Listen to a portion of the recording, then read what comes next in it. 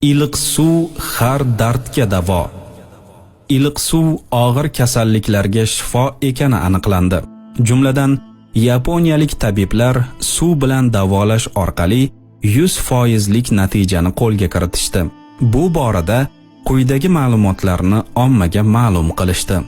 Suv bilan davolanadigan kasalliklar: bosh og'rig'i, qon bosimi, kamqonlik, anemiya, revmatizm, falaj, yurakning tez urishi, epilepsiya, tutqanoq kasalligi, semizlik, yo'tal, tomoq og'rig'i, astma, tuberkulyoz, sil kasalligi, meningit, bosh miya shamollashi, siydik yo'li bilan bog'liq boshqa kasalliklar, kislotalilik me'yordan ortiqligi, oshqozon shamollashi, ich ketishi, quloq, tomoq, burunga bog'liq har qanday kasalliklar.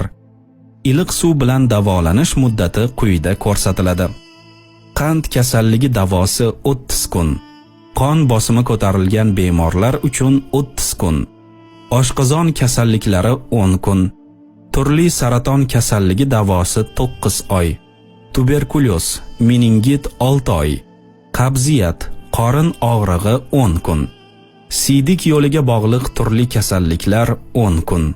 Quloq, tomoq, burun kasalliklari 20 kun.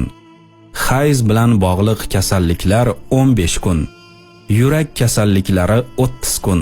Bosh og'rig'i 3 kun. Anemiya 30 kun. Semizlik 4 oy. Falaj, epilepsiya, tutqanoq 9 oy. Astma 4 oy. Suv bilan davolanish usuli quyidagicha.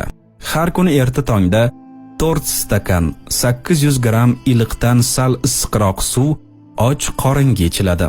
Suv ichilgandan keyin 45 daqiqa o'tmaguncha hech qanday suyuqlik yoki taom iste'mol qilinmaydi.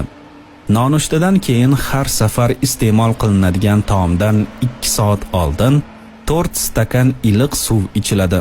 Suv ichgach 2 soat kutishga qiynalgan bemorlar boshlanishiga vaqtni bir oz kamaytirib, masalan, 1 soatdan so'ng ovqat yeyishlari mumkin.